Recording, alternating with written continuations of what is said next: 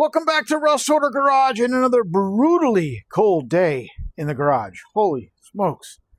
December, I think, was one of the coldest on record, and January is not doing much better. But anyway, doesn't matter because I have to get this car done. So, what am I doing? Well, I've still been working on wiring on this thing in between other stuff, and I got a problem.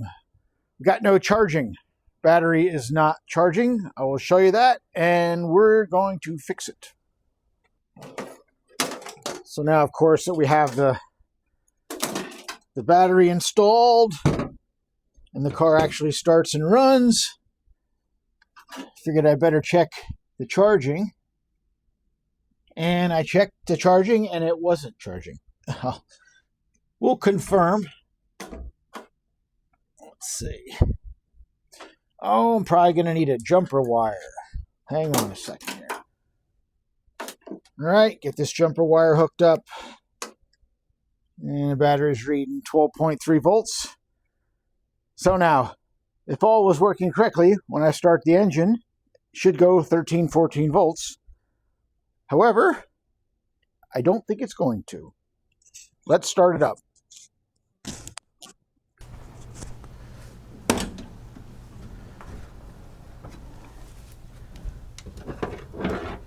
Get the clutch safety switch in neutral. All right, let's see.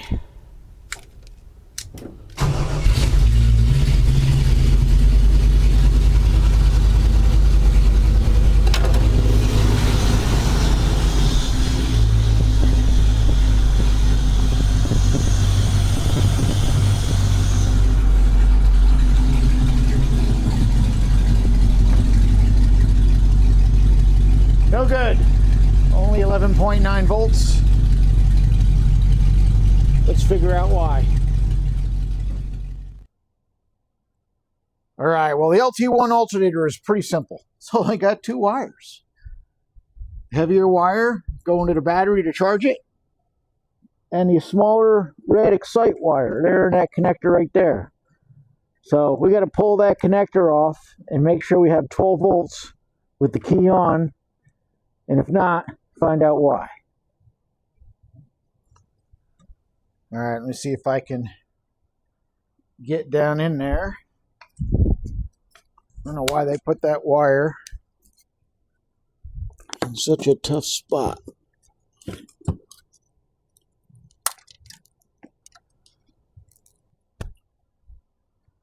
Got my connector disconnected out of the alternator. That was a pain. And I've got a jumper wire from it over to the meter. And got a somewhat of a ground. We'll see if it's any good or not. I think it is. And we'll go here. But, yeah. I should see 12 volts on this when I turn the key on. So let me get the camera looking at the meter, and I'll go in there and turn the key on and see what we get. All right, I'm just going to test my ground by touching my positive lead to my 12-volt junction down here. All right, so I know my ground is good. All right, so we'll connect that to the meter. We turn the key on. See if we get anything. If we have power there with the key on, then I got probably a dead alternator. Let's see here.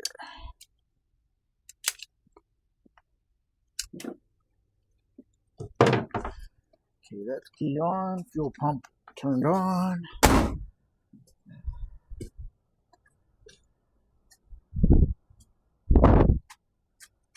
Nothing. Okay, that explains it. We turn the key back off. So we got no 12 volts. Well, here's the schematic. Is this a schematic, or is this something else I'm looking at?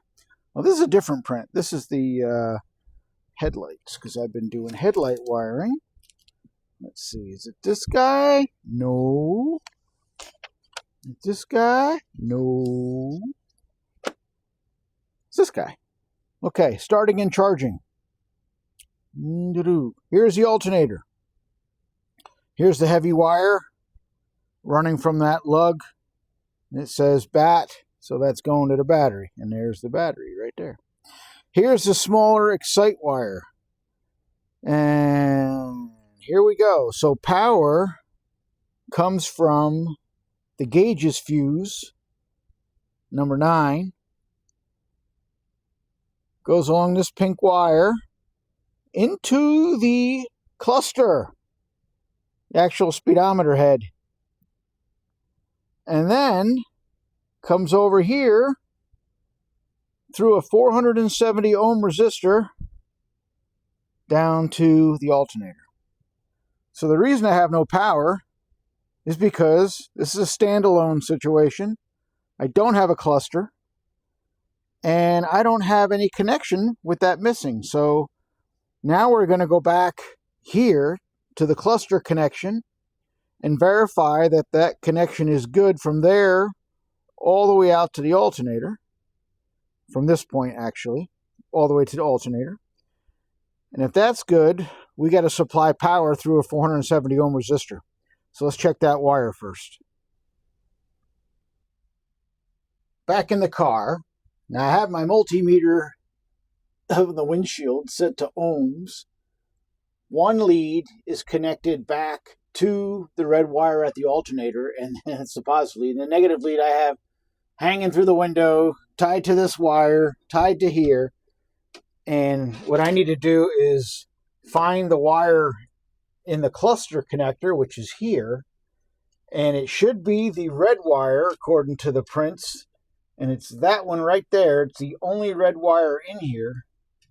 And what I'm going to do is touch my other lead of the meter here to that wire in the connector, and we're going to see if I have continuity. Right now I'm reading open. I don't have my stand in here. Let me stick this on the wire. It's in the 5th slot. 1, 2, 3, 4, 5. And we have continuity. So the wiring is good from in here all the way out there, but we need to supply power through a 470 ohm resistor. Okay, so to fix this, like I said, we got to supply power out to the alternator through a 470 or so ohm resistor. And the red wire right here, that's the wire running out there. There's no power on that wire. The way the car worked was power came from an input fuse on a pink wire here into the cluster and back out this red wire. So this red wire is just a connection. So what I'm going to do is get it out of here. Now this is my direct line to the alternator. I'm going to take one of my spare pink wires here, which I have a bunch of key-on power wires here that are all pink. That's why I left everything open for now, for this kind of stuff. And this pink wire will be a fine supplier of key-on 12-volt power. And what I'm going to do is basically just attach these wires together with a 470 ohm resistor in the circuit. And where'd my resistor go? I just pulled a resistor out because I have drawers full of them. And here it is. This should be a 470 ohm half-watt resistor. Color code is yellow, purple, brown, and a gold tolerance. So if I take my resistor here and I've got my meter on the ohms range, I'll connect one end to the meter and the other end to the resistor, and we got 475 ohms. That'll work just fine. So now we'll solder this all together and get it so it can be tied up in the harness, and then we'll go out and see if we have power at the alternator. Alright, resistor is wired in. They're not polarity specific. Doesn't matter what end goes where. Get this soldered in.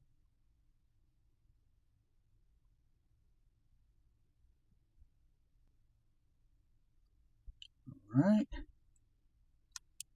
Very good.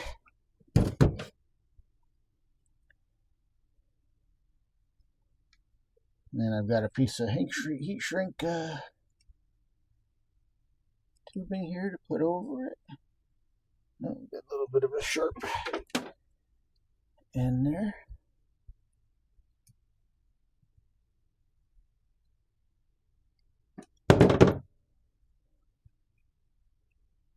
And get that covered up. And that can get wrapped into the harness.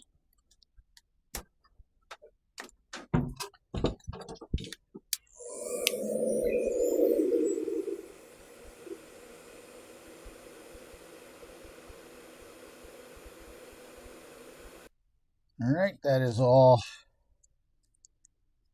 shrink wrapped up. I'm just going to put a piece of tape on it for now. That'll get tied up into the harness. And then go out front, hook the meter up, and see if we got power. Don't forget to put that current limiting resistor in there. If you don't put that resistor in there, you're going to burn up the alternator. All right, let's go test it, see if we fixed anything. All right, let's see what happens now. I hope this works. All right, so now we'll go back in, do the key on, and I can't see from here, obviously, so I'm just going to listen for pop fuses.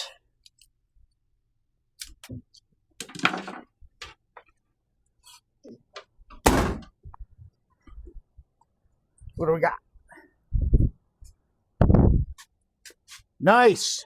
All right, let's hook it back up. See if we have charging battery now. All right, back at it again. Let's see what happens. Now, with power going through that resistor to the alternator, I want to see a whole lot more than 12.6 volts. So let's fire it up. Let's see what we got here. Let's see. Clutch switch in. Hit it.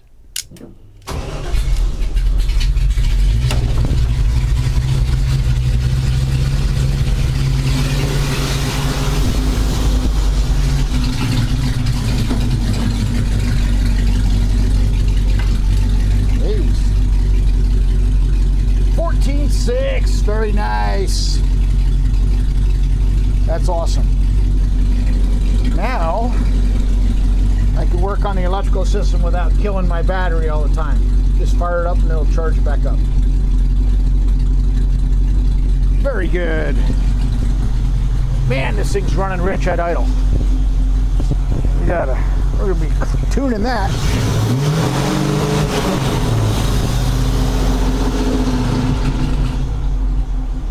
You can smell it.